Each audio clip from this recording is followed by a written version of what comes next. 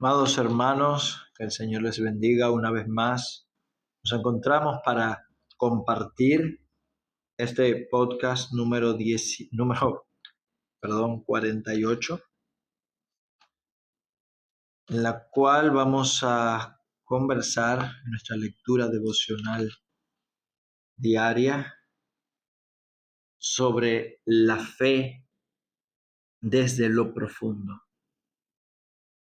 Cómo la fe verdadera se prueba y se sostiene en el momento o en los lugares más solitarios, en los momentos más imposibles de creer,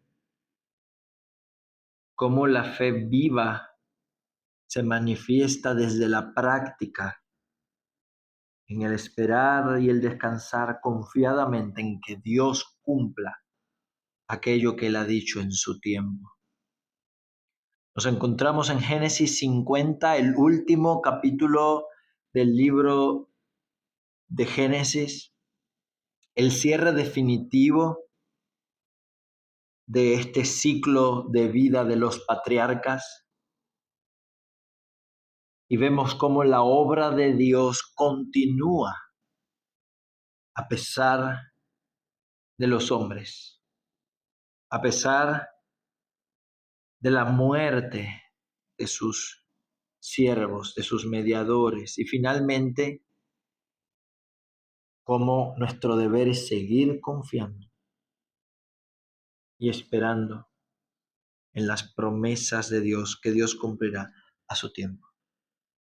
Entonces se echó José sobre el rostro de su padre, porque finalmente Jacob muere a los 147 años de edad.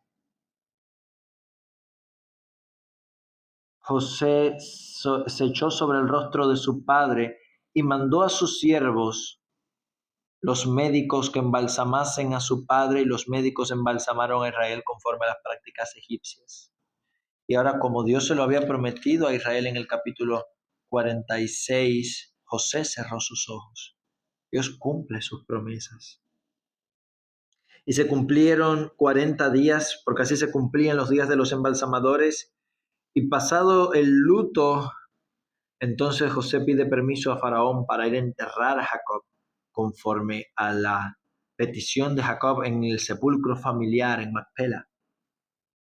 Y fue una gran caravana, o sea, ya los hijos de Israel habían salido de Egipto antes del éxodo de Moisés, pero volvieron atrás porque sabían que todavía no se había cumplido el tiempo. Y Faraón dijo: ve y sepulta a tu padre como él te hizo jurar. Y subió José para sepultar a su padre.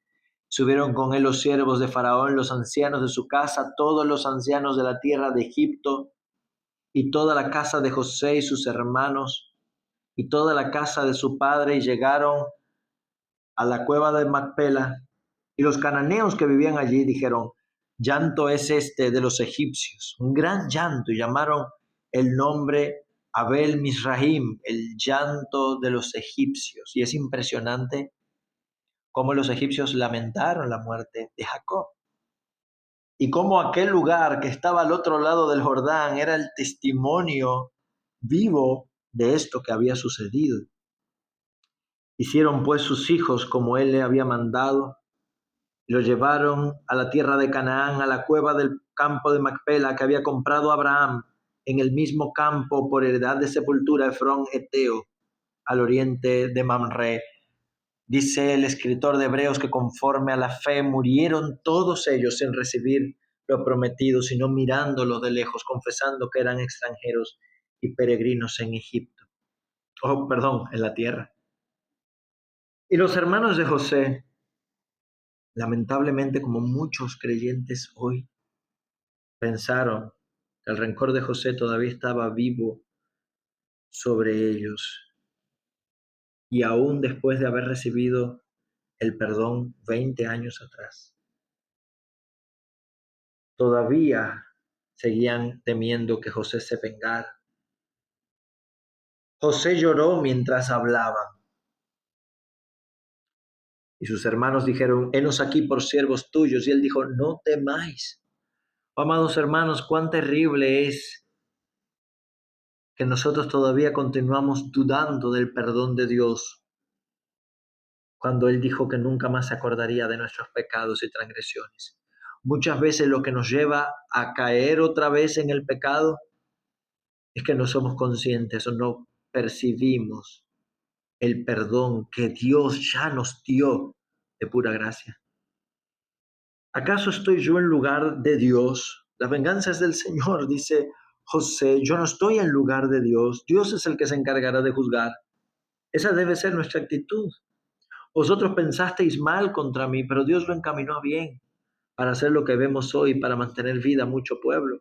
Ahora pues no tengáis miedo, yo os sustentaré. La confianza que José tenía en Dios y su perdón que él había concedido de pura gracia, no era un perdón pasivo, se mostraba activamente, él tenía el compromiso de sustentar a sus hermanos y a sus hijos, a toda su familia, y los consoló por eso y les habló al corazón.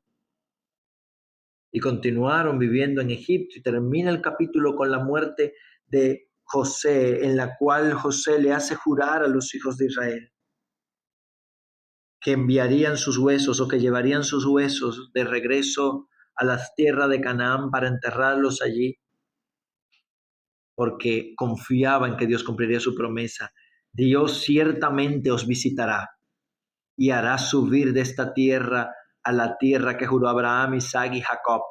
E hizo jurar José a los hijos de Israel diciendo, de cierto, Dios ciertamente os visitará y haréis llevar de aquí mis huesos.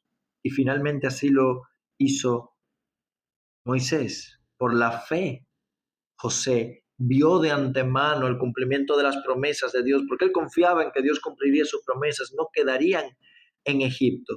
Y él habló del éxodo, su confianza y su descanso estaba en el Señor. Y eso mismo vemos en Job, capítulo 16 y 17, donde Job habla de que sus amigos eran consoladores molestos. Versículo 2. Consoladores molestos sois todos vosotros. Si vuestra alma estuviera en lugar de la mía, yo podría hilvanar contra vosotros palabras y sobre vosotros mover mi cabeza. Pero sin embargo yo les alentaría con las palabras, y la consolación de mis labios apaciguaría vuestro dolor, como hizo José. Ese es el verdadero valor de la fe en lo profundo. Él seguía confiando en Dios, verso 7. Pero ahora tú me has fatigado y has asolado toda mi compañía. Ese es Dios. Me has llenado de arrugas. Testigo es mi flacura que se levanta contra mí para testificar en mi rostro. Su furor me despedazó y él me ha sido contrario. Crujió sus dientes contra mí aguzó sus ojos mi enemigo. Abrieron contra mí su boca, hirieron mis mejillas con afrenta. Me quebrantó, verso 14, de quebranto en quebranto, corrió contra mí como un gigante. Sin embargo, Job dice, a pesar de no haber iniquidad en mi mano y de haber sido mi oración pura, Job no cede delante de sus amigos porque él confía en su integridad, él confía, él mantiene su integridad aún. Pero termina diciendo, mas he aquí en los cielos está mi testigo y mi testimonio en las alturas. Disputadores son mis amigos, mas ante Dios derramaré mis lágrimas. Ojalá pudiera disputar el hombre con Dios como con su prójimo. Dios se lo concede. Esa oración. La fe de Job era una fe verdadera. En medio de su dolor, en lugar de amargarse y de apartarse de Dios, Job sabía que aunque Dios se había vuelto contra él, o así lo percibía en ese momento, y Dios lo hacía sufrir extremadamente, Dios también era el testigo de su inocencia. Dios también era el testigo de su inocencia. Capítulo 17, verso 3. Dame fianza, oh Dios, sea mi protección cerca de ti. Él clama para que Dios le dé fianza, pague el rescate por él. Porque ¿quién querría responder por mí? Aquí Job está clamando por un mediador. Porque a estos sus amigos has escondido de su corazón la inteligencia, por tanto no los exaltarás. El que denuncia a su amigo como presa, los ojos de sus hijos desfallecerán. No obstante, los rectos se maravillarán de esto y el inocente se levantará contra el impío. Proseguirá el justo su camino y el limpio de manos aumentará la fuerza. El justo no tiene razón, ni es justificación el sufrimiento para apartarse de Dios, si en verdad somos justos. Pusieron la noche por día y la luz se acorta delante de las tinieblas. ¿Dónde pues está ahora mi esperanza? Y mi esperanza, ¿quién la verá? A la profundidad del Seol descenderán, juntamente descansarán en el polvo. Job se ve a sí mismo y su esperanza únicamente y su futuro como la muerte, pero él confía en Dios sobre todas las cosas, aunque no entiende su proceder. Job descansa en el Señor a pesar de todos los temores, a pesar de todas las oposiciones, a pesar de no comprender el proceder de Dios. Job no se aparta, él espera y él clama al mismo Dios que lo acusa. Él lo reconoce como su único testigo y su único fiador.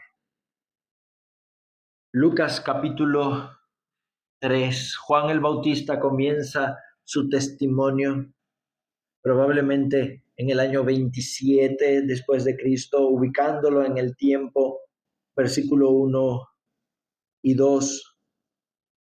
Y la palabra de Dios vino a Juan, hijo de Zacarías, en el desierto. Y él comenzó a predicar por toda la región continua al Jordán, predicando el bautismo de arrepentimiento para el perdón de pecados. Ese bautismo era el acto público de que los que lo oían se arrepentían de sus pecados. A él venían todos confesando sus pecados y ese arrepentimiento traía el perdón. Él estaba preparando el camino del pueblo para recibir a Cristo.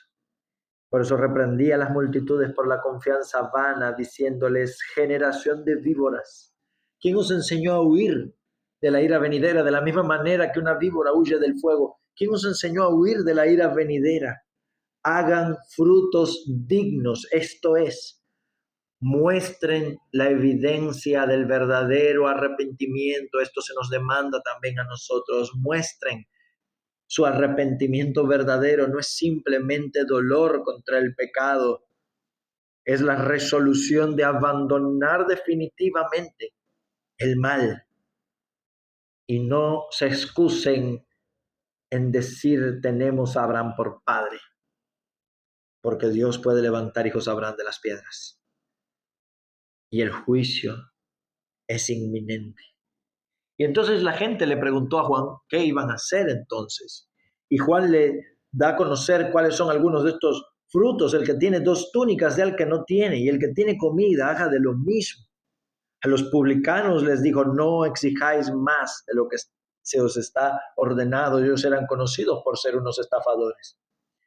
Y a los soldados les habló diciendo: no hagáis extorsión a nadie, ni calumniéis, y contentaos con vuestro salario. Esto sería algo tremendo.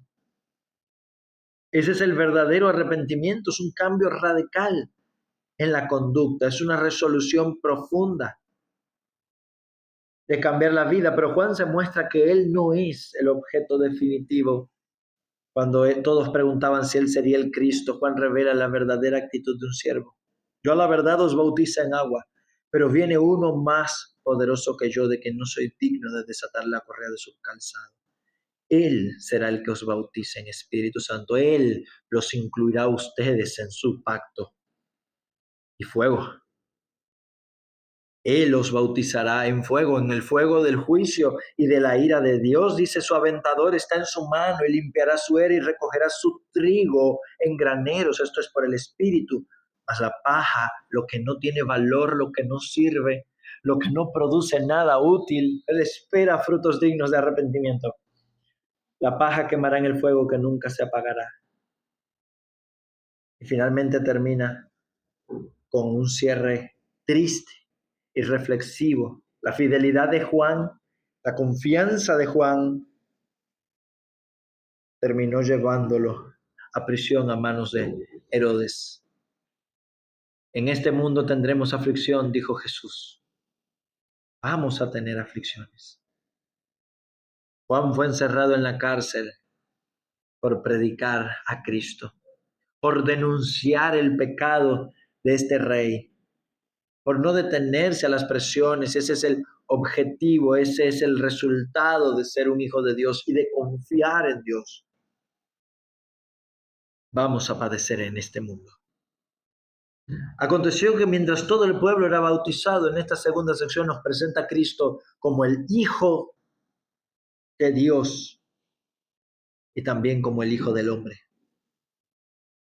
Descendió el Espíritu Santo sobre Jesús. Él fue ungido en este momento mientras oraba. Lucas siempre enfatiza que las operaciones de Dios y que el ministerio de Jesús dependió continuamente de su oración y su confianza sumisa, humilde a Dios. Y vino una voz del cielo que decía el testimonio del Padre mismo: tú eres mi Hijo amado, en ti tengo complacencia. Luego nos da datos de Jesús hombre. Era como de 30 años, según se creía, hijo de José. Y comienza a relatarnos las genealogías de María, que era descendiente de David a través de Natán, hermano menor de Salomón. Por él era descendiente de Abraham, y Lucas extiende la genealogía, no solo como Mateo, que comienza en Abraham, sino ya que Lucas tiene el énfasis en todos los hombres, incluidos los gentiles, lleva a Adán, el padre de la humanidad, hijo de Adán, quien era de Dios. Jesús era el Hijo del Hombre. Él era aquella simiente prometida en Génesis 3:15 que aplastaría la cabeza de la serpiente, el hijo de la mujer que nos libraría del dominio de Satanás. Pablo también continúa hablando en 1 Corintios 4, cerrando este ciclo que empezó en el capítulo 1, donde comenzó denunciando las divisiones que habían en medio de la iglesia de Corinto a causa de su inmadurez, a causa de dejarse dominar por la carne, como ellos estaban poniendo sus ojos en los hombres en vez de Dios. Y entonces Pablo continuó hablando que esos hombres de quien los corintios se gloriaban eran lo último de los hombres. Está mostrando la verdadera actitud de un líder, de un creyente, de un apóstol. Ahora que hay muchos apóstoles por ahí que buscan coches de lujo, estos son los verdaderos parámetros de un apóstol. Téngannos los hombres por servidores de Cristo y administradores de los misterios de Dios. Aquí Pablo está hablando de sí mismo y de Apolos, pero podemos extenderlo a todos los líderes, pastores y también a cada creyente. Somos administradores de Dios. Y se requiere de los administradores que se han hallado fieles en su administración. No son dueños de nada, estamos administrando los bienes de otro. El dueño de todas las cosas es Dios. Yo en muy poco tengo el ser juzgado por ustedes, ni por tribunal humano, ni siquiera yo mismo me juzgo. Ese es el verdadero resultado, amados hermanos, de no depender de la opinión de los hombres. Somos verdaderamente libres de los criterios de los hombres. Ni yo mismo me juzgo, dice Pablo, porque aunque de nada tengo mala conciencia, no por eso soy justificado. El que me juzga es el Señor. Así que ustedes no juzguen nada en el sentido de criticar o de juzgar intenciones, ya que algunos andaban acusando a Pablo de tener malas intenciones frente a otros. No juzguen las intenciones, dice, Dios revelará lo oculto de las tinieblas, manifestará las intenciones del corazón de cada uno, entonces recibirá su alabanza de parte de Dios. Y finalmente guía a los corintios a pensar con coherencia y humildad, porque dice, ¿quién te distingue o qué tienes que no hayas recibido? ¿Quién es el que te distingue? ¿Pablo, Pedro, Apolos? ¿Qué tienes que no hayas recibido si todo Dios te lo ha dado? Y si lo recibiste, ¿por qué te glorías como si no lo hubieras recibido? Porque según pienso, Dios nos ha exhibido a nosotros los apóstoles como lo último entre los hombres, como sentenciados a muerte, pues hemos llegado a ser el espectáculo del mundo, los ángeles y los hombres. Nosotros somos insensatos por amor a Cristo. ¿Y ustedes prudentes en Cristo? Pablo está haciendo una reprensión sutil de cómo los corintios se gloriaban de ellos, pero no seguían su ejemplo. Nosotros débiles y ustedes fuertes. Vosotros honorables, nosotros despreciados. Hasta esta hora padecemos hambre, tenemos sed, estamos desnudos. Esas son las marcas de un apóstol, de un líder. La humildad, la debilidad, como Job, como Juan, que fue un profeta. Nos fatigamos y trabajamos con nuestras propias manos, nos maldicen y bendecimos, padecemos persecución y lo soportamos. ¿Y por qué? ¿Por un estoicismo? No, porque confían en Dios, porque descansan en Dios aunque estén en lo más bajo. Nos difaman y rogamos. Hemos venido a ser hasta ahora la escoria del mundo y el desecho de los hombres. No describo esto para avergonzaros, sino para amonestaros como hijos amados. Mas algunos entre ustedes están envanecidos. Versículo 18. Será el problema de estar dominado por la carne, el envanecimiento, como si yo nunca fuera a ir a vosotros. Pero iré pronto y conoceré el poder de los que andan envanecidos, ya que el reino de Dios no es en palabras, no se trata de profesión, sino de acción. El reino de Dios consiste en poder, dice Pablo.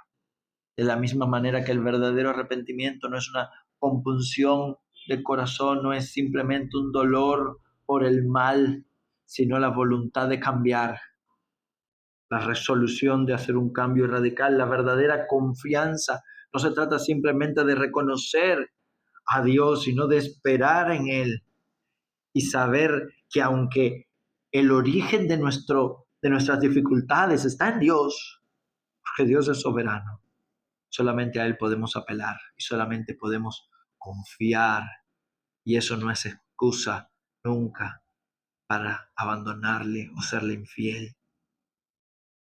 De la misma manera, la fe nos debe llevar a ver más allá de nuestras circunstancias presentes, inmediatas, a descansar en aquel que nos rescata de nuestras dificultades, de nuestros temores, de nuestras luchas, en aquel que nos libra mientras nosotros clamamos desde la profundidad.